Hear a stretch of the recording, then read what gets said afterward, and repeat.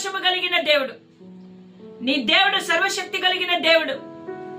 నీ దేవుడు పాపమును సహించే దేవుడు కాదు.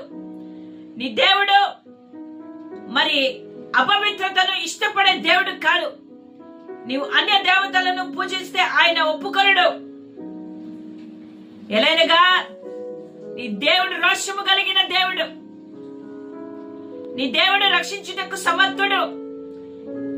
నీ దేవుడు ఆశ్చర్య కార్యాలు చేయగలడు, అద్భుతములను చేయగలడు. కాబట్టే నువ్వేం చేయాలి? నీ దేవుడు ఏమైనాడో తెలుసుకున్నప్పుడు ఆటోమేటిక్ గా వాక్యమైన దేవుని నువ్వు ఎరిగి ఉన్నప్పుడు నీవు భయపడతావు కాబట్టి నువ్వు పాపము చేయలేవు. వాక్యమైన దేవుడు నీలో ఉన్నప్పుడు,